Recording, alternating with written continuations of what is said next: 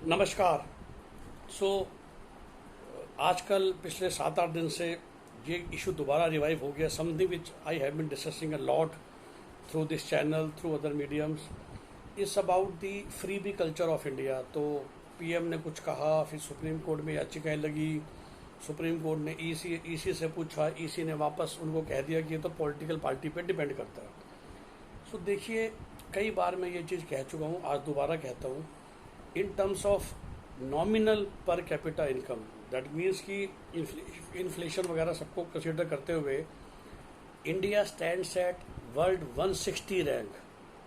आप इस बात को समझिए, क्योंकि हमारे पास, अगर हम बार बार दावा करते हैं ना कि हम 3 ट्रिलियन डॉलर की इकोनॉमी हैं, तो हमें यह भी याद रखना चाहिए कि हम 140 करोड़ पॉपुलेशन भी हैं। तो जब हम इसको डिवाइड करते हैं पर पर्सन, तो we actually become one of the poorest countries of India world. उसमें कोई शक नहीं है। दो how much proud, how much everything we can have for our country, the fact is we are also one of the poorest country of the world. और ठीक है, हम जी पा रहे हैं क्योंकि हमारे यहाँ बहुत अच्छा रिलीजियन कल्चर है।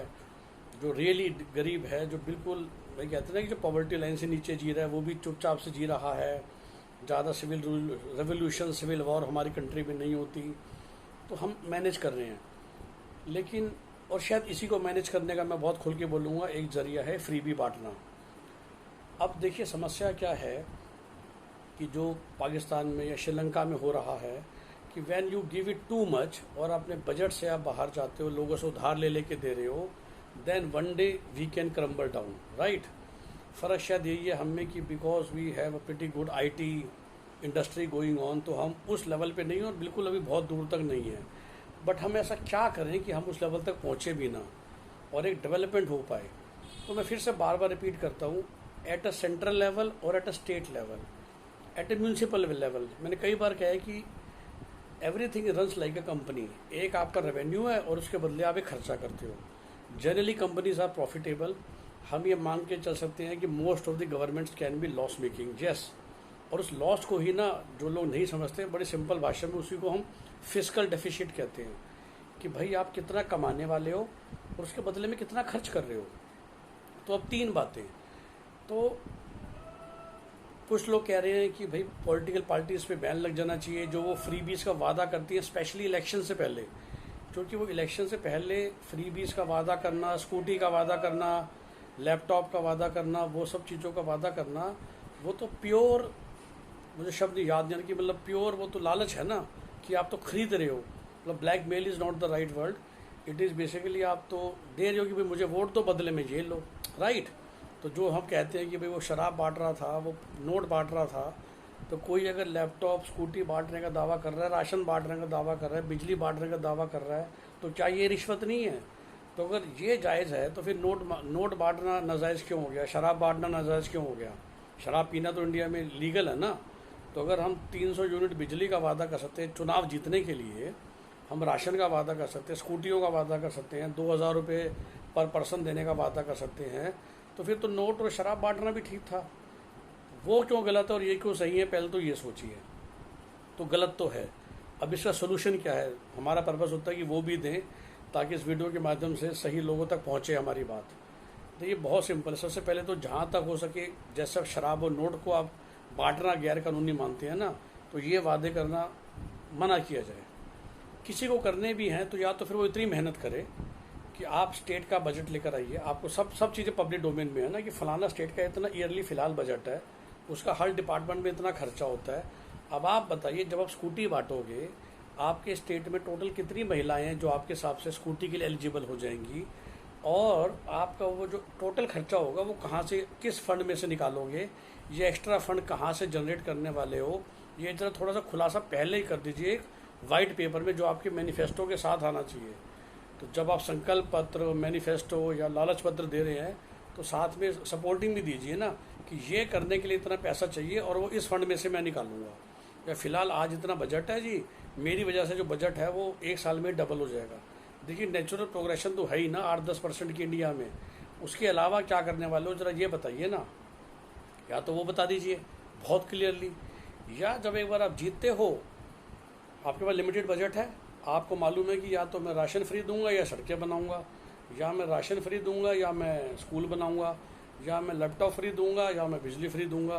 तो फिर जो भी करने वाला है आप उसको बाद में कीजिए, और फिर जनता डिसाइड करेगी ना कि भाई मुझे वो बंदा चाहिए जिसने हाईवे सड़कें बनाई, या मुझे वो बंदा चाहिए कि सड़कों पे तो गड्ढे भरे पड़े हैं लेकिन हमारी की बिजली फ्री हो गई, या पानी फ्री हो गया, और जितनी भी फ्री भी टीवी बढ़ गया हमें।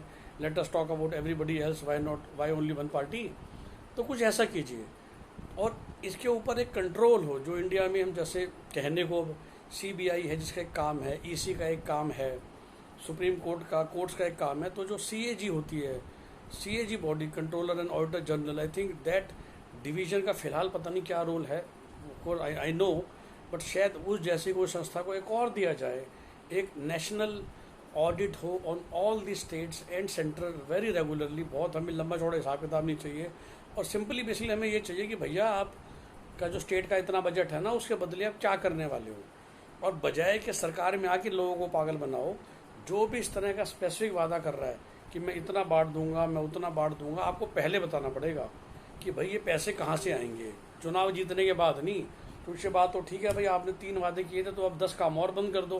पहले बताओ ना जनता को कि इतना मेरा टोटल बजट है, और मैं अगर ये दूंगा ना तो ये 4 चीज़ें काट दूंगा। क्योंकि जो 4 चीज़ें कटती है ना उसके बारे में कोई नहीं जिक्र करता, मीडिया कभी नहीं बोलेगी, क्योंकि मीडिया को तो सारे पॉलिटिकल पार्टी से ही ऐड आती है। तो सुबह शाम हम टीवी में डिबेट देखते हैं, किसी को हम गोदी मीडिया कहते हैं, किसी को प्रो बीजेपी कहते हैं, किसी को प्रो कांग्रेस कहते हैं। सच्चाई की बात यह है कि मेरी नज़र में तो एक भी चैनल नहीं है जो खरे सवाल पूछ सके। अब अगर मैं एग्जांपल दूं, चूँकि मैं दिल्ली में रहता हूँ, मैं उसका दे सकता हूँ ना। बिल्कुल दिल्ली में 200 यूनिट तक फ्री बिजली मिल रही है पिछले 7 साल से, लेकिन पिछले 7 साल से दिल्ली में तो सड़कें बननी बंद हो गई हैं।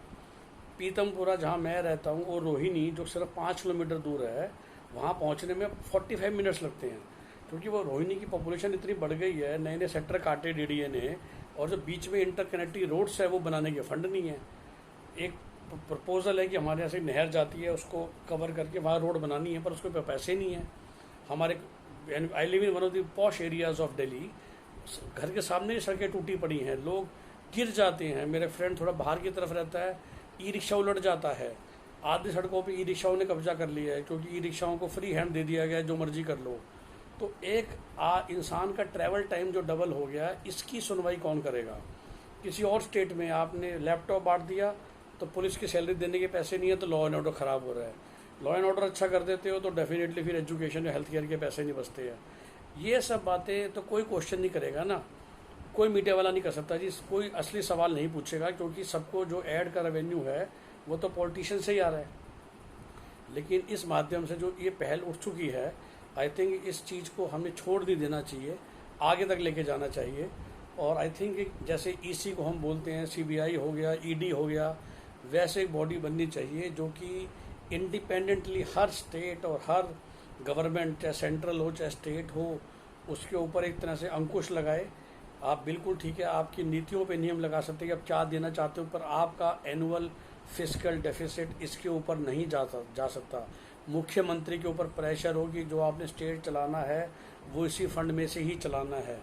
और ब्रॉडली जिसे कहते हैं ना कि वो कहाँ पैसा खर्च कर रहे हैं और कहाँ नहीं कर रहे हैं, उसकी रिपोर्ट पब्लिक डोमेन में आए ना, कि ठीक है अगर आप राशन फ्री बांट रहे थे तो उसके बदले में क्या है जो कटा है, वैक्सीन फ्री लगी है तो क्या है जो कटा है, और जनता को पता चले ना कि कोई पॉलिटिशियन जेब से अपने पर्सनल पुश्तैनी प्रॉपर्टी ला के नहीं बांटता है फ्री भी। वो हमारे ही आपके जो बजट है, जो टैक्स से, corporate tax, income tax, GST से कलेक्शन हुई है, और बोरोइंग से, और वो बोरोइंग बढ़ती जा रही है हिंदुस्तान पे। मतलब हमारे आने वाली जनरेशन्स ऑलरेडी इतनी कर्जदार है कि अगर अब हम नहीं सुधरे तो शायद 20 साल 25 साल में ज़रूर हमारी हालत श्रीलंका या पाकिस्तान उन जैसे कंट्री की हो जाएगी। तो उसको आज ही अगर हमें रोकना है तो we have to be very careful. और इसलिए मैं किसी पॉलिटिकल पार्टी का जिक्र नहीं कर रहा, सारे स्टेट और सेंट्रल गवर्नमेंट पे सेम अंकुश लगना चाहिए। एक इंडिपेंडेंट बॉडी होनी चाहिए जो, ठीक है उसके बाद आप सड़कें नहीं बना रहे या फ्री बिजली दे रहे हो, वो आपकी मर्जी है, जनता देखेगी, लेकिन वो छपना चाहिए कि इस स्टेट ने पिछले 2 साल में इतनी सड़कें बनाई, लोकल लेवल पे इतने किलोमीटर सड़क बनाई, और पहले कितनी बनती थी, और उसकी वजह से क्या नुकसान हो रहा है, ट्रैफिक टाइम का बढ़ना या गड्ढों में होना और आपकी तबीयत ख़राब होना, उस सेंस में जो भी डिफरेंट क्राइटेरियाज हो सकते हैं वो सब भी आने चाहिए, राइट। तो ये मेरी सजेशन रहेगी कि this is how we can still take ahead and keep our country a good democratic country. Right, thanks a lot, best wishes. और जो भी आपके कमेंट हो ज़रूर आप कमेंट सेक्शन में डालिए इस वीडियो के। I will love to take your feedback and make next videos accordingly. Bye bye, have a nice day.